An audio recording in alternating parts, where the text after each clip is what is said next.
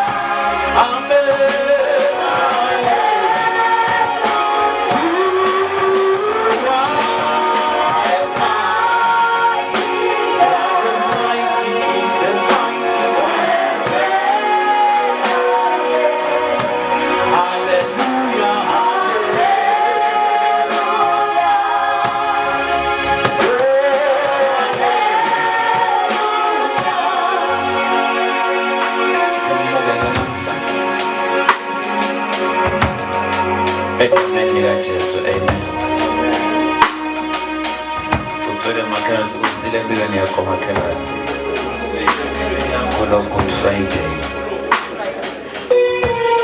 Hallelujah. As we are celebrating today,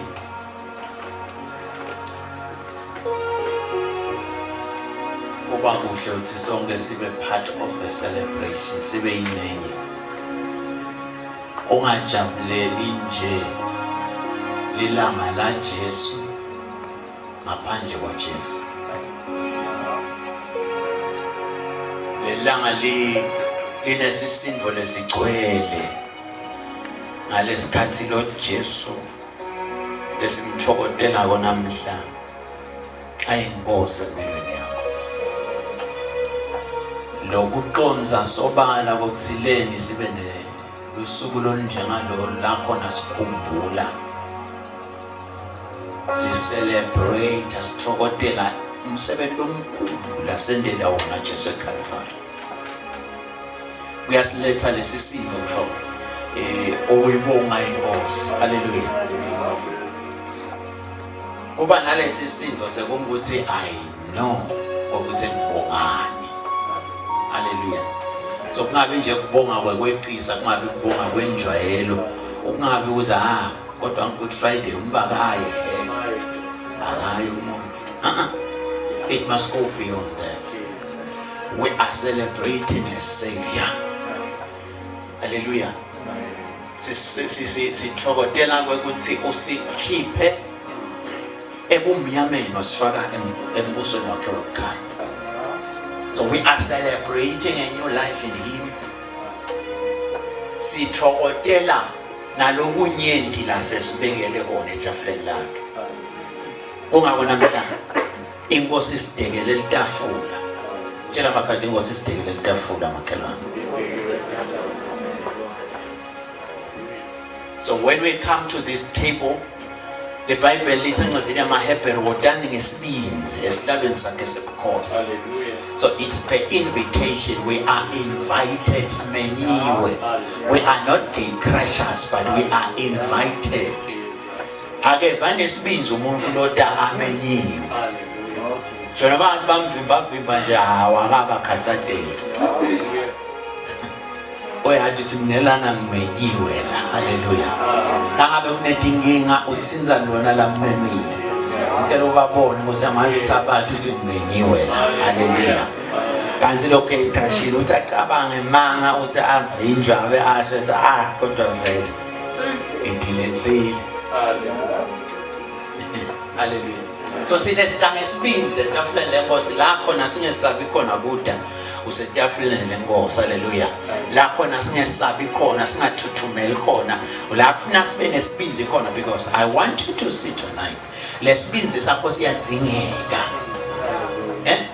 Ngoba washoda ngalesibinzi you may miss the table.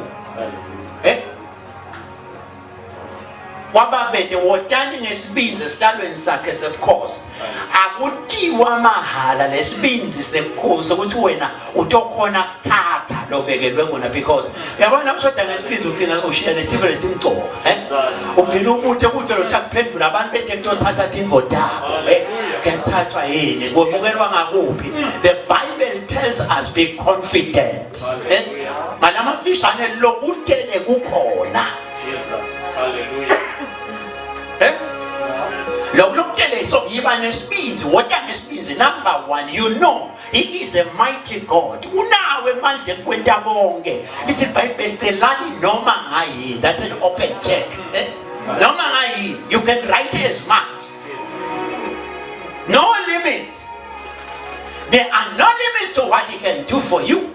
What can it mean? Hallelujah. My God. He is not bound by digits. Hallelujah. He can do exceedingly abundantly above. Let's exceedingly abundantly. Ngedulu wekucabanga kwemuntu, ngedulu wecela kwakhe umuntu, ngedulu kwekuthi umuntu levo azame kuyibuka ngemehlo emthondo. Noma ngathi uzama umangalisa wakho, you must always know uNkulunkulu khona kwenta ngedulu kwecabanga kwemuntu. Every common man on the face of the earth, God can do exceedingly above the capacity of a human mind. Ngenxa yakho uNkulunkulu angehlise amakhosi mangalise ngehle amakhosi ngenxa yakho. Oh, what a mighty God we serve. Hallelujah.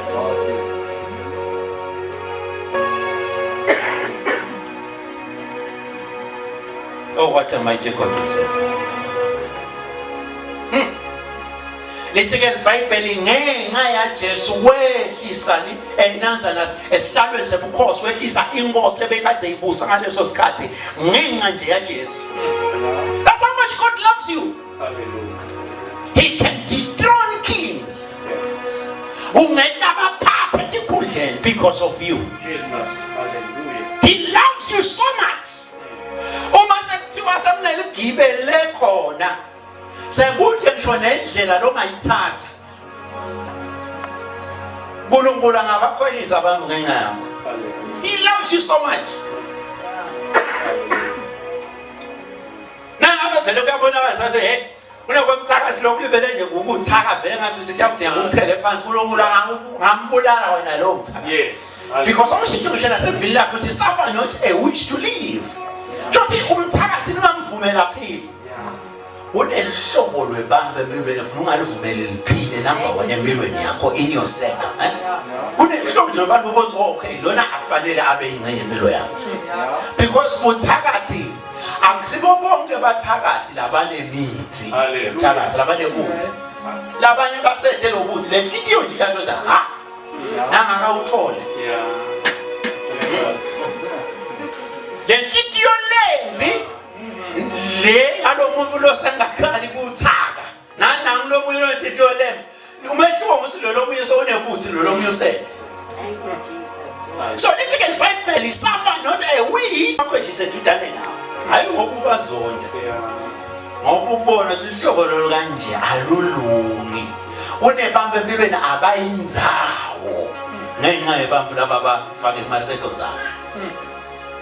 if you accommodate certain people in your circles, you go nowhere. Why? Uvumele bonhliziyo yombi baba ingcenye empilo yakho. By the way, sikhuluma ngetafula lenkosi.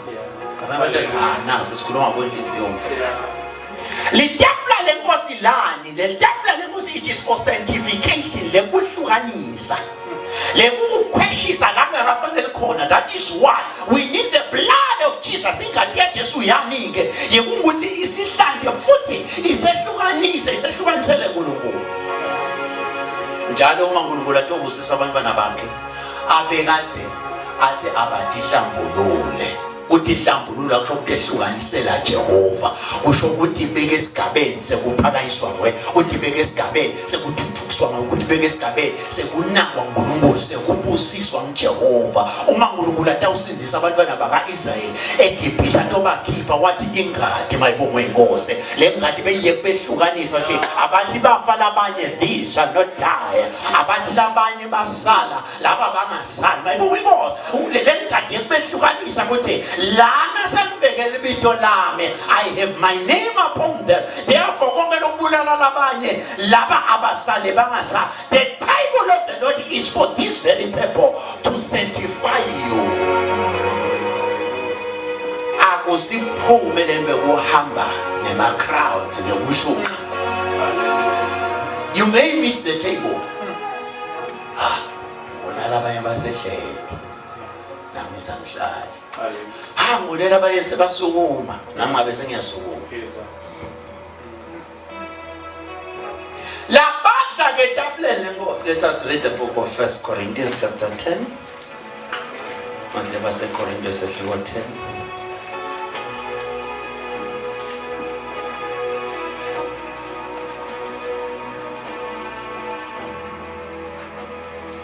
I will never die again, for I have eternal life. Jesus died at Calvary for me. Oh yes, for me.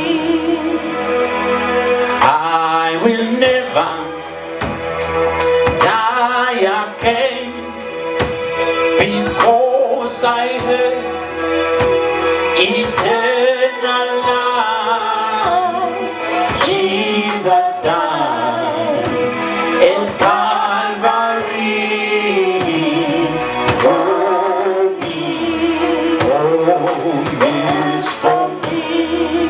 Akusho ingilosi ke lapho kusho umzalwane lo nesibindi, umzalwane lo kholwako, umzalwane lo wathi inkosi yakho uthi I will never die again. Akunenza bathi uphakela ini Sathane, akunenza bathi upheke ini, akunenza bathi uqiphe ini uthi I will never die again. Akusesi ukufa is no more my portion because somebody has died for me. Ukhona lo sangiyene kufeni, ukhona lo sahambile enzaweni yami. Somebody has crossed the line for me. Uma Jesu asayishayile inzapho, nami sengishayile, nami sengibalwa kulaba nqobile, hayi ngoba sengibuye empini, but because Jesus is from there, it means I'm from there as well. Engathi Jesu uyile, nami senile, yena lo wafa wabafela bonke, kusho ukuthi bonke sebafa. I have died to the cunning pleasures of this world. Ngifile kulokubabulalayo labanye. I will not die again. I will live. Somebody say I will live. This is our portion. Why are we participating? Leli sibe ingcenye yetafula lenkosi. Leli gama lethi to partake, to participate. Lisho kudlelana kanye kanye. Lisho kuba ingcenye yaleli tafula, because ingcenye unglenye indvo kudla etafuleni kwengcenye yetafula. Somebody who is now partaking losavele ala tafule sewingcenye yaleli tafula. Bathi befika laba bakhanze sewingcenye yaleli tafula. Tafula hayi lapha etafuleni nikhanze bomondlane sebavele bakhona sebayingcenye yaleli tafula. Let others join while I'm participating. Let me wait for no one. Salongo lesibinzi asiteni ngesibinzi. Let us dine with confidence. Walongo lo Kristu uthi ke ayidlanini ninathe kuze nimkhumbuze. You cannot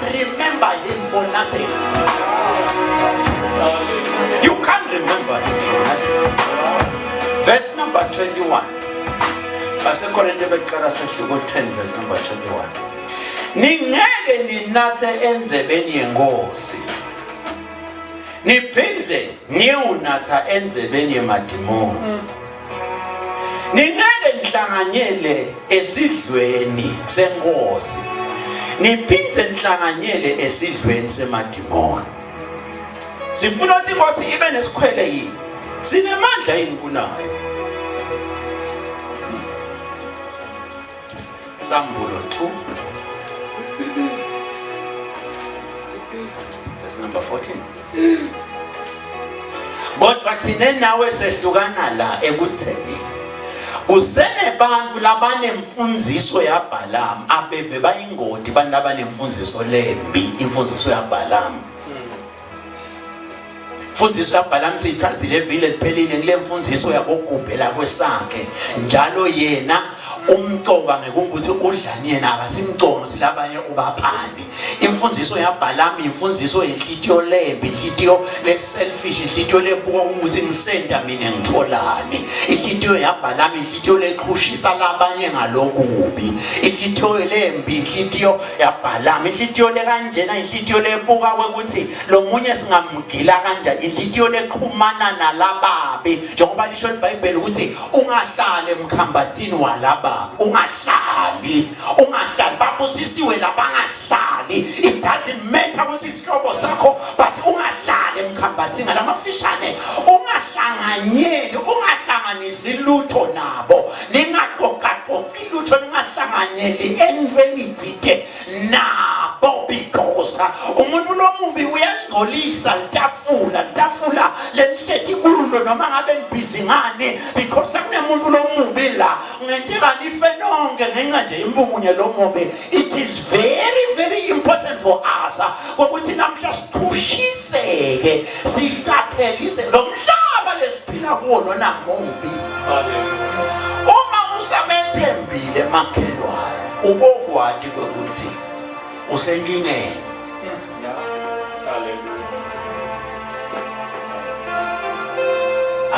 Futhi sibine ngethemba umkami nje kuphela hawu ngethemba indvodza yami kuphela.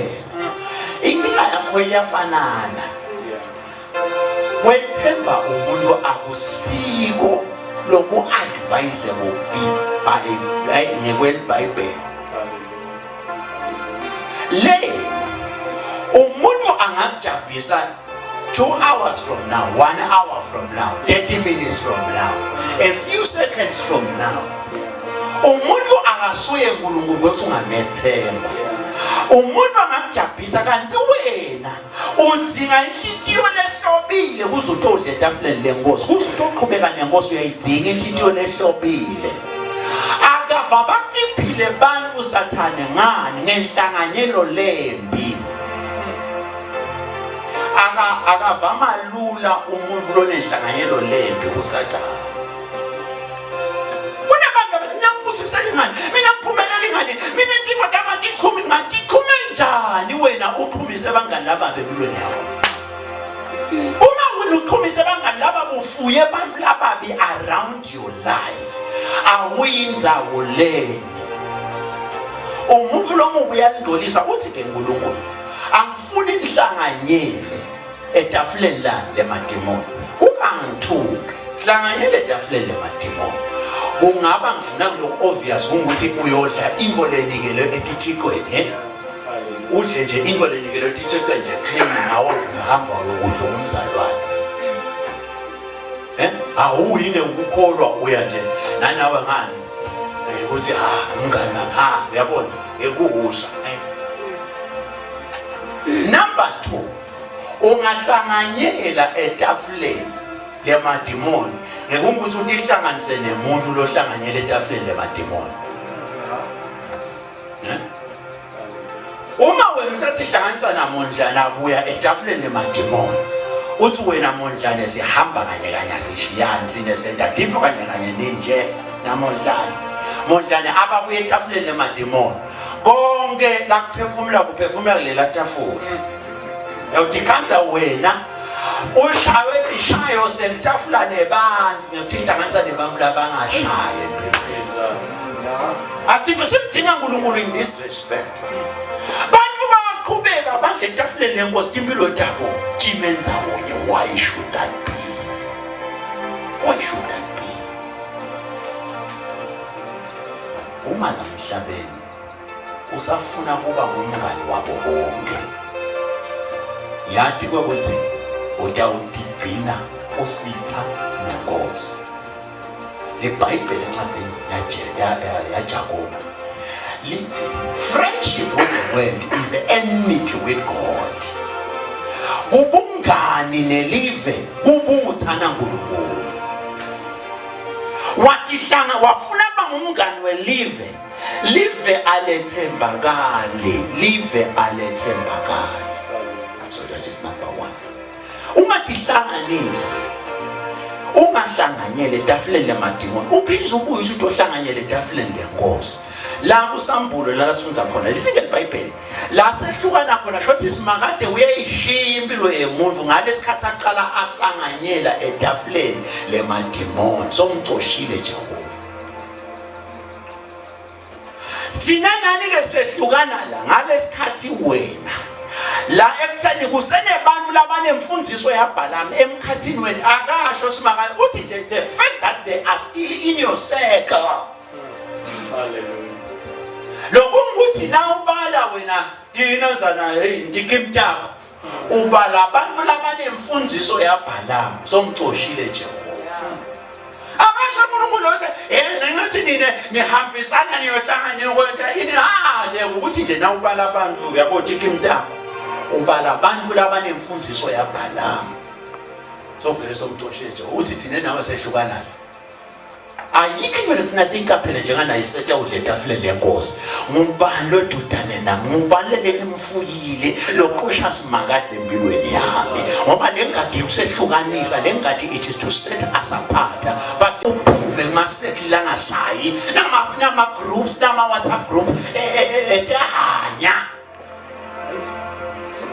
Upokala tahanya angathi ukathi unasakwati utangathandaze lo mvuloyo.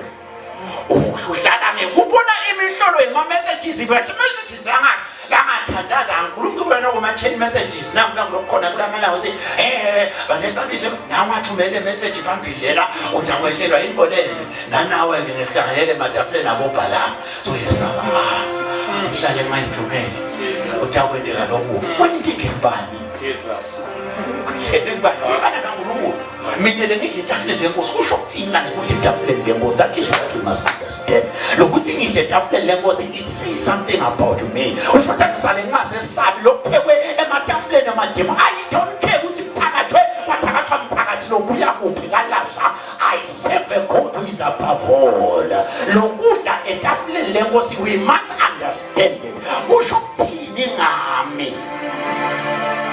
Ayikho lofuna ukuhlukanisa nje ukuthi phela manje sengadle etafuleni lenkosi bathi baqokelela bathi sengadle etafuleni lenkosi. I do not participate anymore ematafuleni emhlaba ematafuleni engawatholi kahle angisesingceya. I have a table.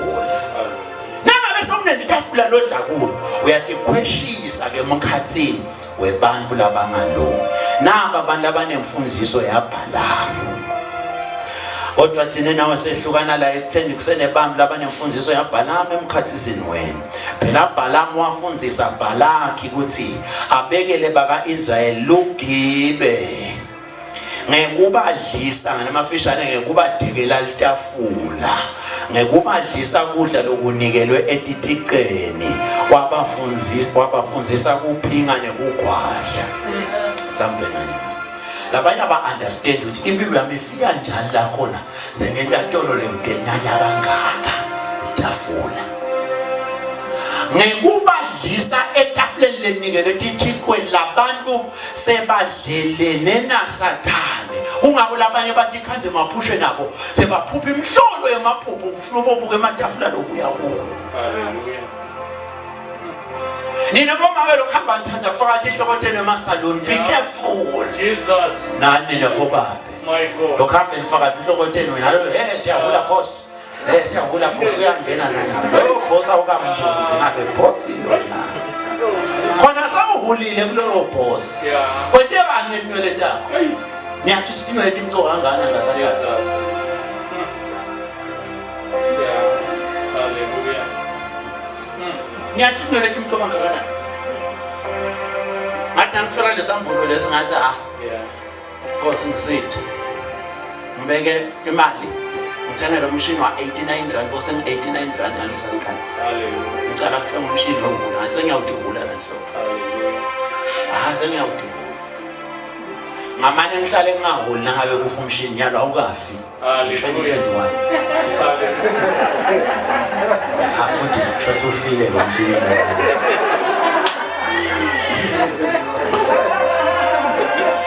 Awukafi. Hallelujah. 2021. Hallelujah. Timqoka dinwele. Hallelujah. Timqoka dinwele. Amen. Amen. Inhloko yemuntu imqoka kakhulu. Nasichanazela sivamisa sakushaya inhloko le. Your head is very important. Yonke into le nto enhloko yakho. Fuyithandazele, fuyinalisise. Hallelujah. Abeve badonseleke emuva abantu ngenxa nje enhloko. Hey. Hamba ufaka inhloko yakho nabantu uyayishaya, nabantu uyayihula, nabantu uyayiphotha, uyayithunga. Endenjani mfundisi? Pray. Cover yourself with the blood of Jesus. Because there is alone nyako yona. Angiyadi, angifuni ukuyetsemba ngishona kancane, So I must cover myself with the blood of Jesus, going in and going out. Now, possible to know that I'm in TikTok, please do that. Who gonna wake up for now? Yes. Uma so scourge ekholweni sontintisiwe kaKristu akudinge ukukhathathe usithi thathwa ngibani ngoba dinwele temzalwane tingulo mzalwane. So anything there nangabe so fully flesh lakholweni awudingi ukukhathatha but ngingathi ukholwa kwethu ku a different levels nangabe yakhona kuphuma nanto esaluni ngiyaqela. Bale ngihambe nayo. Jampela ledimela ufuna ngabakhulu. Akathathe deposit umuntu ocela nje kumele tamthi ubuyeke. Hallelujah. I tell you, you'll hear it one day. Now, very, very important. Hallelujah. So le mfundziso yaBalaam emkhathisini wakho iyamtosha uNkulunkulu. uNkulunkulu akathanzi ukuthi emkhathisini wakho nosho nakafuna ukuphumelelisa uNkulunkulu. Ngaso sonke isikhathi Jehova ufuna ukuthi labantu abakhiphe. Wathi Abraham phuma ngiyokubusisa, that is number 1. Wathi bantwana bakaIsrael phumani ndakunika live. Ungaphumi leli Gibhithe la kubo bangihlukanisele kiJehova bahlale. God can wait for a people to be sanctified. Uma abantu bangalungela uNkulunkulu yengashona langa bambhekile so la kavele ngayo. Intombi yabazalwane so bambhekile uNkulunkulu. Ngifuna umshado ngifuna into into takho kazithathuthwa kade. Abeve basebenziseka abantu lamabi kubazalwane. Because uyakwathi Satan uyingodi kuye angeva ingodi umzalwane kaSatan. You are dangerous, you must know it ngingodi kaSatan. So let me maintain my circle in order for me to maintain my security. Little Bible, umuntu lode self control ukuthi bamba unabe ude imingcelele eqinisiwe empilweni yakho. Uma uvumela noma ngangibane abingceye empilweni yakho uyavumela noma ngayini ingene iphuma empilweni yakho, you are in trouble. Little Bible, umuntu onjalo ufana nelidolobha lelinge nami ingcele lo shothi ligeleke ngangena nje dithathe lo muntu lo angatikhaza selene livele lingaka abe bekane live lo. Nyambona swasile uma kwengcele kuhlala kunemasosha lele uyamasosha la ngentilutho nje ayinga lemcelele. We are maintaining boundaries. Unetimo lothenda ngompilweni yakho hayi ngoba usola bava hayi ngoba I'm maintaining boundaries. Otherwise impilo yakho uyikhatha isele ingakuba bathi ufuna impilo yakho sokugujutela nzawonye empilweni lene awuza maintain imingcele imqoka. You are going nowhere without maintaining boundaries. Maintain boundaries. Angeluse uthi ngibani lo ngene empilweni yami. So ufaka umuntu ehlitweni yakho. Lento yakho wadingana ukuthi umuntu uzongekhathi ehlitweni yakho. So ungekhathi kusekli yakho. Lapha kulo libala uvuma ukuthi bakukwatise.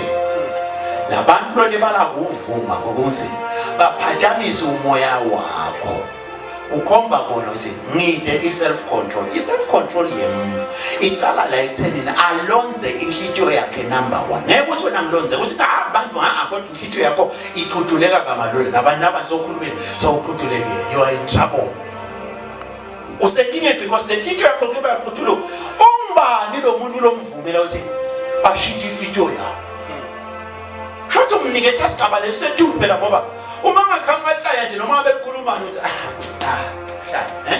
awungenelani leni you have classified lo muntu wathi akekho esigabeni sokuthi angenda njani angangikuba labantu lobabeka esigabeni sokuthi bangalebala ukuqhuba ukuqhudula inhlitiyo ubokwathi ukuthi ushothi wena labo bantu labo ubabeke esamweni empilweni yakho ngeke walusa ngokuthi kunabani kodwa ungalusi inhlitiyo yakho lithi iBhayibheli ngakho konke kukhona kwakho yelusa inhlitiyo yakho lonza inhlitiyo yakho guard your heart because out of your heart are the issues of life. They are the determinants in your heart. They are the determinants of our relationship with God. Umuntu odlelana naNkulunkulu udlelana naye ngenhlitiyo so inhlitiyo lengeluso naNkulunkulu mkanjani uma ngale Jehova wambuza wamtosha kadzela ekuyelusa inhlitiyo yakho. Let us be careful. Uthi makaso yelusile inhlitiyo yakho. Bangani ke sowuseshile yini?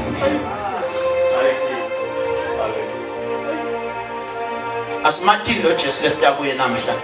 Lo Jesu lesije etafuleni lakhe namhla. Asimathi ukuthi umbani. Njalo na utodle etafuleni letafula liba lincane liba likhulu kuye ngokunguthi udla nabani. Lokudla bona etafuleni akusimqoka njengalona lodla naye. Njalo nangabe kunematafula emicimbini uvamisa kuba nematafula lehlukanisiwe kuthiwa la ku first table leni le first table akuvami kuba kulokudla kuphela nje ukuthi kuphakanyisiwe lokudla kwalapha lesinye isikhathi ukhala lokudla kuyafana yonke le congregation into zakudla khona but kuye kube kulabantu labataka kulela tafula labantu lababe tafula ngiyibona abadethelela le tafula le is a first table lokudla kungafanana but letafula ngenxa labantu labakulo bamcoka bandla kunaloko leni kudla kona tafula lokho lesinakudla namhla kule tafula lenkosi akusimcoka njenga le fellowship lesimaintainayo labanye letafula ngibani nalo la kule tafula ithi ke iBhayibheli nguJesu lona lobikela abantu etafuleni lakhe ngoba wathi lelisuku atawunikelwa lithi ke iBhayibheli wathi abathasingwa wasihlephuna yena himself and he rendered we gave to his disciples wabaniketa wathi dlanini he gave them leshothi yena waba kuleli tafula lakhe nguye lo in charge nguye lo wabako lithi ke iBhayibheli wathi lona ngumthimba wa my God and my Father he said to them I'm giving you my own leshothi I'm the one sacrifice I'm the one going an extra mile and I'm officially bring nothing when I want to jalo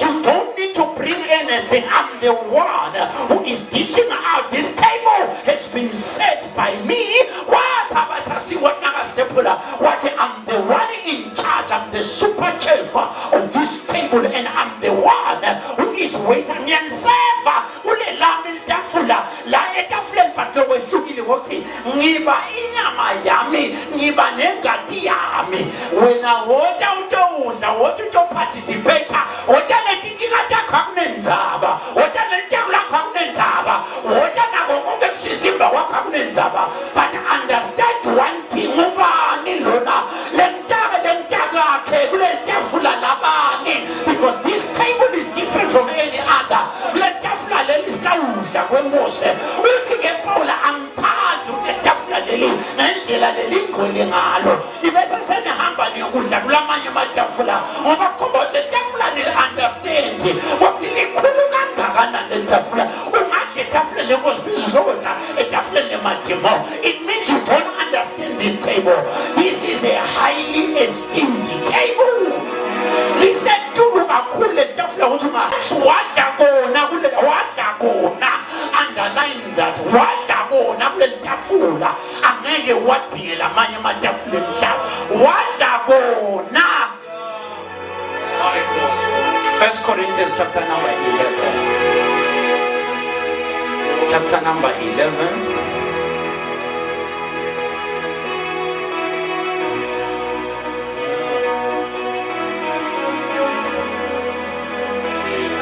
Thank you, Jesus. Somebody say thank you, Jesus.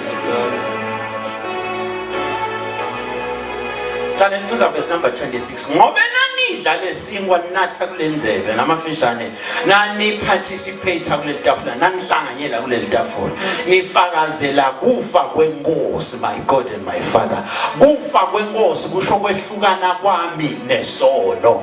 Kufa kwenkosi kusho kufa kwami empilweni yami lenzala. Bheka umuntu nakaKristu uJesu sidalwa lesisha konke kwangasemuva kwedlulile kwedlula nini ke kwangasemuva kwedlula ngalesikhathi ifa inkosi nasidla siyafakaza, my God and my Father. Siyafakaza asethi religion lana asethi mihambo yasenkonzweni but sisethula kufakazi ukuthi nangembala ukhona lo wasifela. Sethula kufakazi. This is an announcement.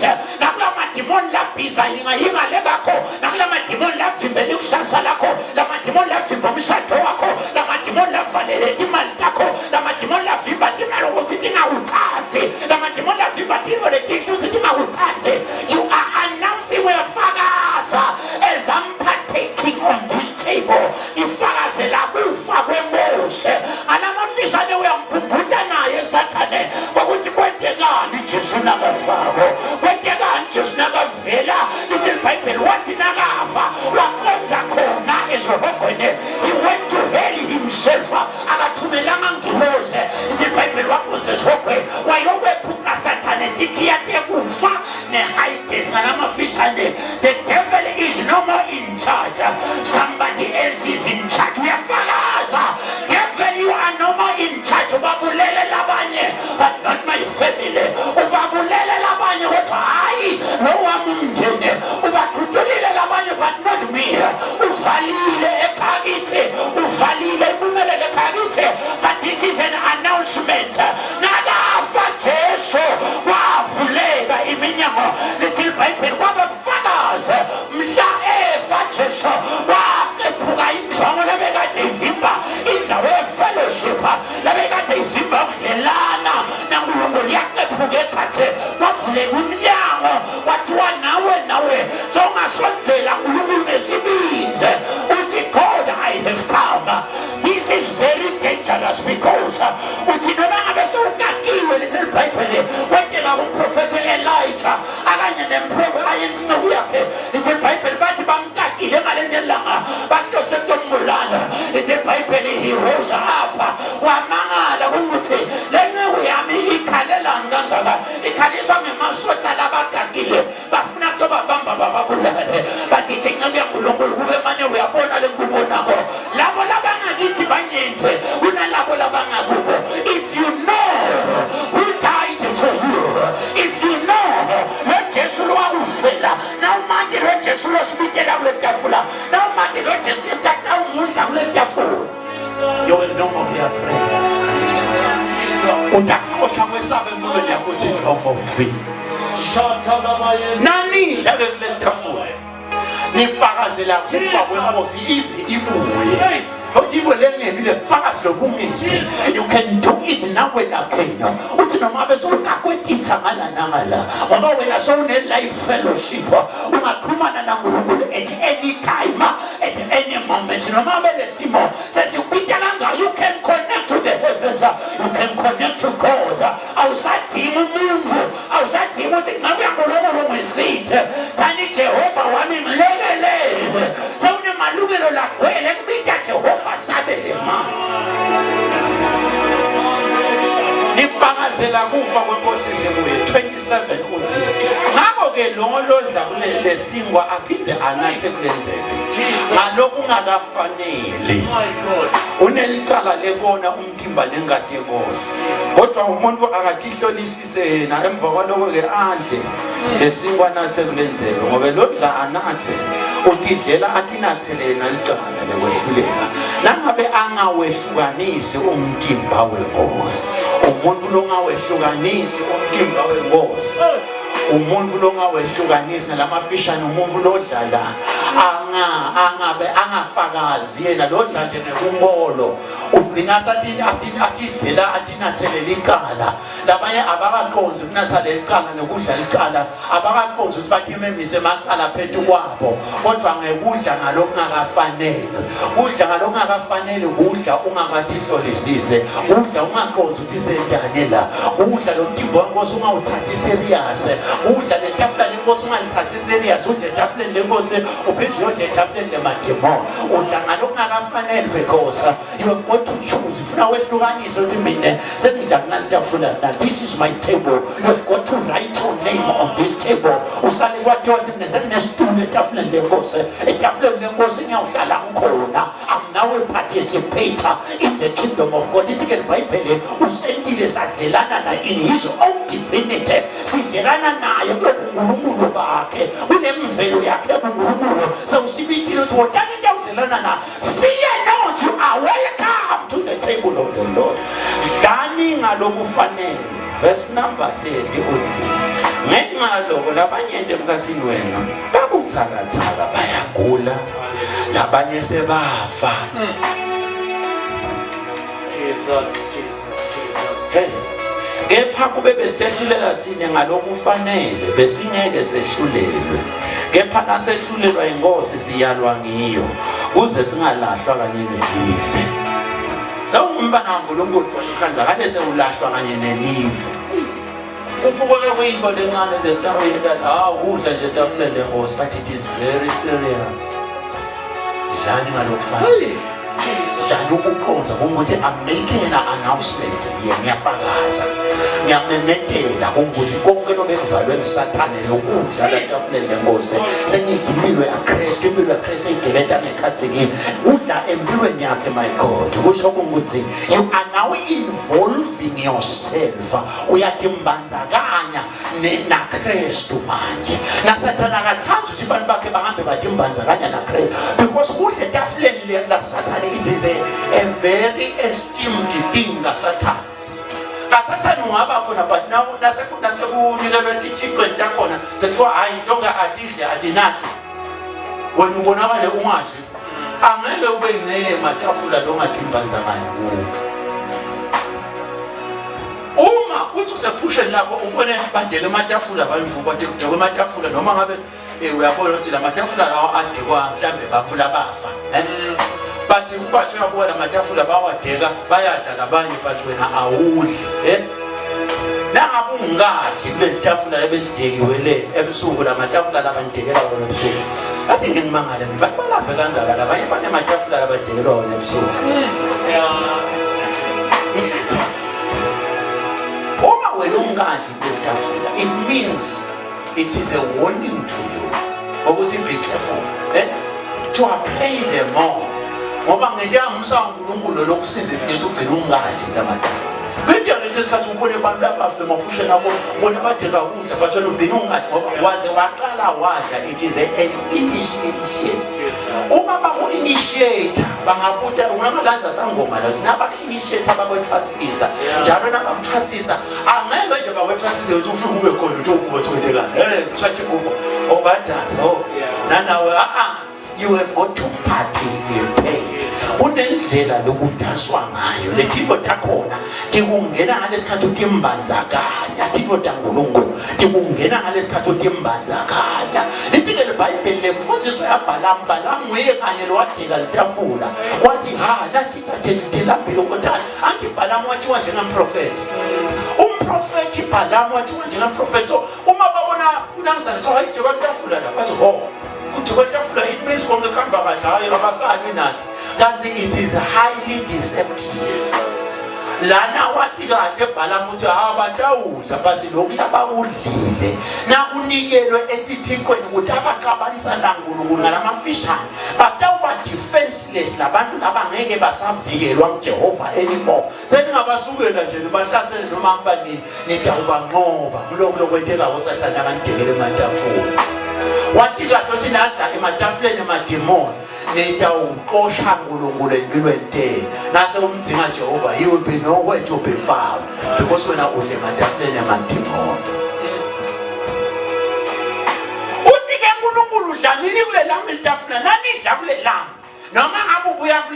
Satan. It is an announcement to the other. It means when another fruit disassociate, you keep him at Taflin and Shab. What's in our pool? So we participate in Taflin. As many. Wakazimula unjesu Zaelenga enkalvari Wati kupelele Ufeziwe Abasiya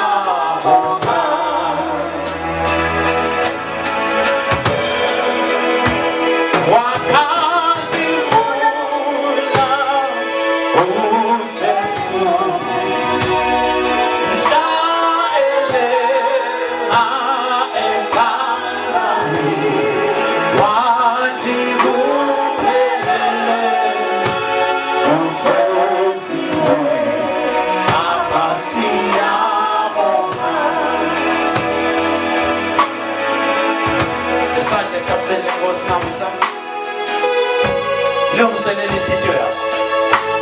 Wotha inhliziyo lehlobile letafula Nkosi. Njengomntwana kaNkulunkulu, you are invited to a higher table. Umenyiwe wamenyelwa etafuleni leNkosi.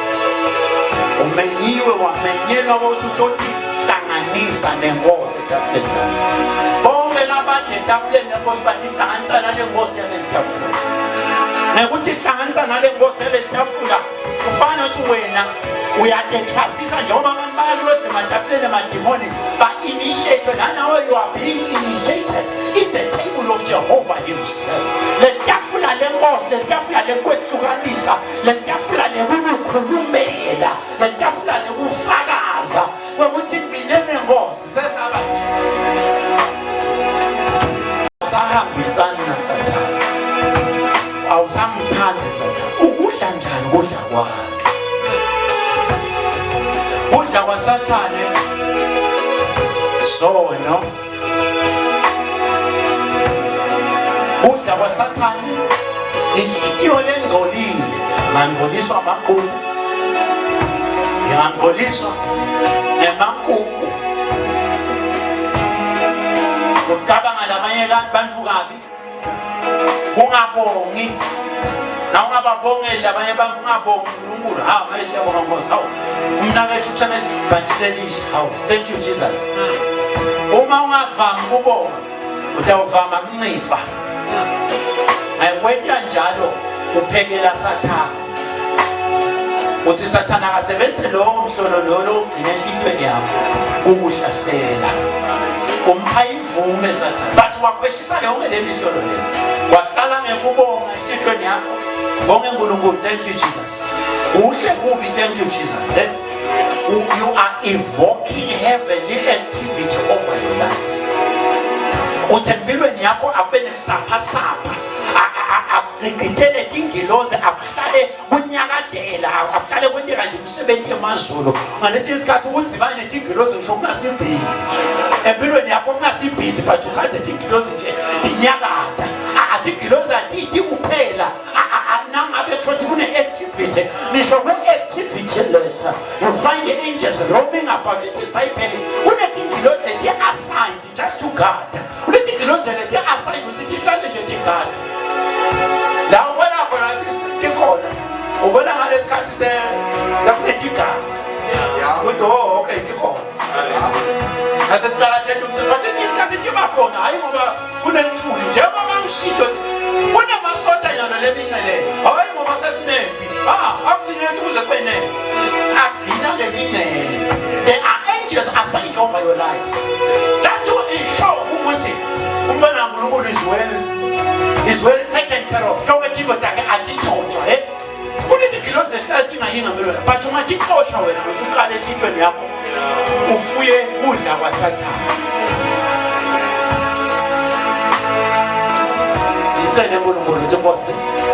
Create in me a clean heart. Create in my life a clean heart. Because hlanda inhliziyo yami. Hlanda inhliziyo yami Jehova. ngente ngilungele kudla etafuleni lakho. Hlanta inhliziyo yami, hlanta inhliziyo yami, hlanta inhliziyo yami. Pray. Ngicela uNkulunkulu hlanta inhliziyo yami, hlanta inhliziyo yami Jehova. Hlanta inhliziyo yami konke lokubi nalokungcolisa impilo yami, lokungcolisa inhliziyo yami. Lokwentala uhambo lwami nawe lube lubi, lube munye hlanta inhliziyo yami Jehova. Ngente kube ngcwele, ngente kube ngcwele, ngente kube ngcwele, ngente kube ngcwele. Purify my heart, O God. Sanctify my heart, O God. Purify my heart, O God. Sanctify my heart. Sanctify my heart. Tangosi just lungiselele inhliziyo yami. Ukube ngihle etafuleni lakho. Lungiselele inhliziyo yami. Ukube ngihle etafuleni lakho. Ngegama likaJesu. Konke Nkosi lokulwa nawe lekufuya enhlizweni yami. Uwashe ngengati kaJesu. Uwashe ngengati kaJesu. Namhlanje sadla kule tafula lenkosi. This is only but a symbol. IBhayibheli labandla lokunikelwe. Nanabo ngekudla into lenikelwe. Nanawo tikhanza sowunikelekile. Lokhu lesikabudla namhlanje unikelwe enkosini. Wonke umuntu angala esitolo athithele amabhiskiti athithele lejuice. That is a given. But what is different about this now? Dedication. This has been dedicated to the Lord. May this Good Friday angafana nalaba yo Good Friday. Lo anamhla Good Friday akangafana nalaba. Enhlizweni yakho thandaza Nkosi ngihlale ngidla. Ngihlale ntimbandzakanya ngidla tidlo tenkosi. Kodwa namuhla asoletha umehluko empilweni yami. Uma labanye kule tafula badla kuthakathaka, badle kulahlwa liqala. Kusho ukuthi labanye badla lo the opposite, labanye bathola amandla lamasha. Labanye bathola ifavor yaNkulunkulu. Labanye bathola umusa kule tafula. Nangabe labanye bathola liqala ngekudla kabi, kusho ukuthi uma udle kahle kule tafula wahlola inhliziyo yakho, wakhanza ukuthi Nkosi ngithakuwe ngentele umusa, Jehova ngentele umusa. Nginemaphutha ngingumuntu ngentele umusa. Ngihlante konke lokugcolisa impilo yami. Konke lokugcolisa umoya wami ngithakuwe namhla ngathi kahle Nkosi. Angisi umuntu lo perfect. Ngithi umsa wakho langa liphuma langa liyoshowa. Ngentele umusa nanami ngakadle etafuleni lakho. Uma uta ngenhliziyo leqinisile, Jehova uyathatha inhliziyo yakho. This has been dedicated to the Lord. Already it has been dedicated to Jehovah. It has been dedicated. Even when it's hands on a teacher, that's a son with every because it's a teacher. I will be moving. What do I teach? I did that son. I think the rest of the son, but it's not a right to what a teacher. Get grace and what do I teach? They symbolize sanctification. I pray may your life be sanctified. As you are partaking, Father, we dedicate this bread. This is your flesh. This is your flesh, Lord Jesus. It was torn for us. Wanikela Nkosi ngemtimba wakho, watsatshulwa ngenxa yethu. Konke lokwentiwa nguSathane kudzabdzabula timpilo tethu. Konke lokwentiwa nguSathane emitimbeni yethu namhla siyamangalela. Ngekudla Nkosi kuleli tafula lakho namhla simangalela konke i-activity yaSathane. Udzabula inyama yethu bangatifo nawo ngeko konke nkonyabonye. Tonight it is coming to an end. I declare by the power of the Holy Spirit. Tonight it is coming to an end as we partake upon the cup of the Lord. I declare in the mighty name of Jesus. I declare in the mighty name of Jesus as we partake on the cup of the Lord. As we participate on the cup, oh Lord Jesus. Sanctify your people. Set them aside for a greater life. Set them aside for a glorious life. Set them aside for a super life. Set them aside for a prosperous life. Clean their life. Clean their life. Break up that is pursuing them. Don't get it. Don't get it. Tonight in the name of Jesus, they are being set apart by a I declare by the power of the Holy Spirit, this cup has been set aside. This cup has been set aside for the glory of Jehovah. For the glory of Jehovah. For the glory of Jehovah. For the glory of Jehovah. This bread has been set aside. I want you to pray a prayer tonight as we participate. Ngifuna ukuthi lumule konke sathane lake wakufaka wakutshana empilweni yakho. Vula umlomo ukuthi namhla ngegama lika Jesu ngiyathi lumula konke. Thana namhla ngiyakhansela. Donke ivumelana lemnatho lengathenda ngathi nalethi ngathenda ngathi lengathenda na sathane nemadimoni akhe. Ngegama lika Jesu namhla ngiyathi lumula kutho. Donke inhlangano lengangena kutho. Don't get in Sangano, let him be let him below ya, but Tina Kubel Pampe, Namusha de Kamaligache, near Pumaguto. Say, I'm coming out.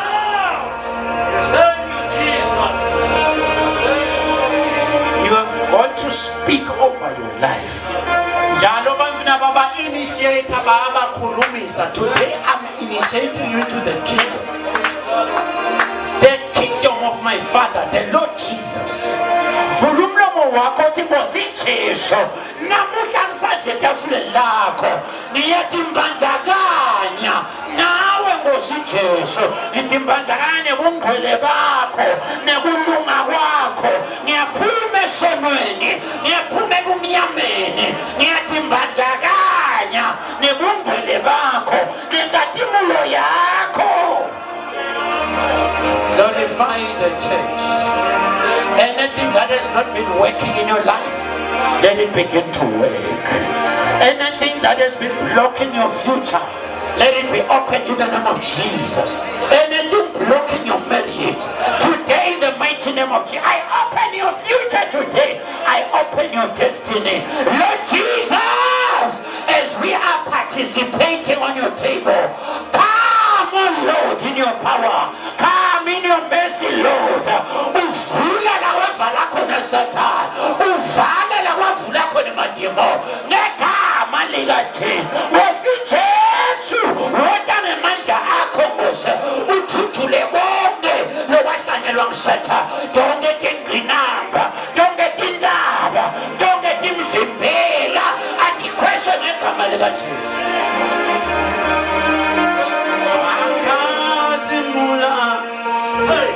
Oh, Jesus, Zaelena, Ekalvari, Wati Kupelele, Ufesi, Abasia, Wakazimula, Wakazimula.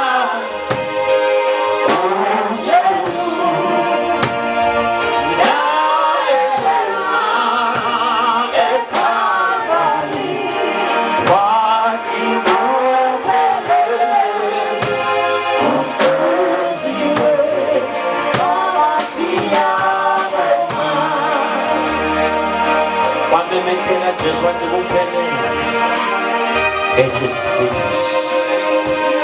It is finished. Iphelile bekugijiswa amadimoni ungabinambeleko. Lebekushaywa ngasathana alibele ukushaya ngindlela ehlukahlukene. Ungabinambeleko. Namhla yiba nesibindi.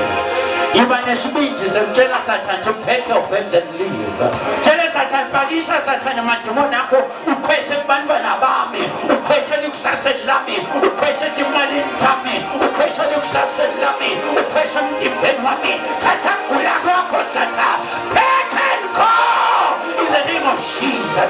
Nisadle takugula. Nifanele sathi inhlupheko. Nifanele sathi sisimba. Nisadla kule tafula. I say bye bye sorrows. I say bye bye limitation. I say bye bye stagnation. I say goodbye. You sorrows.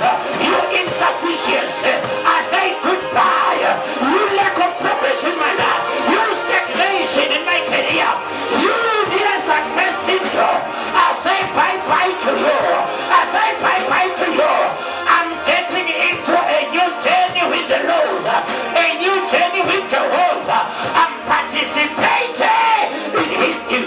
tonight. Your life shall never be the same again. Your life shall never be the same again. Your life shall never be the same again. I say to you, your life shall never be the same again. Udla kudla lokukhulunyelwe. Unatha inzebele khulunyelwe. Your life shall never be the same again. Your life shall never be the same again. Your life shall never be the same again. Sukela namhla impilo yakho ayembathe ingathi impilo yaJehova. Impilo yakho ayembathe ingathi impilo yaNkulunkulu. Impilo yakho ayembathe ingathi impilo yaNkulunkulu. Impilo yakho ayembathe ingathi impilo yaNkulunkulu. Impilo yakho ayembathe ingathi impilo yaNkulunkulu. Impilo yakho ayembathe ingathi impilo yaNkulunkulu.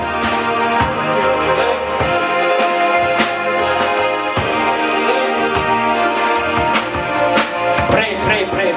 Confess it. Uthi impilo yakho ayiphinzi ifanayo. Ngoba umuntu awudla kule tafula lenkosi impilo yakho ayiphinzi ifanayo. My life will never be the same again. After today, my life shall never be the same again. After today, my life it will never be the same again. After today, oh, my life will never, it will never be the same. After today, my life will never be the same. After today,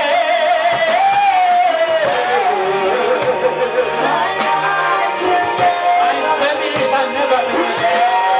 My finances shall never be the same again. My career shall never be the same again. Thank you, Jesus. Again, I sit then with an attitude of prayer in the heart.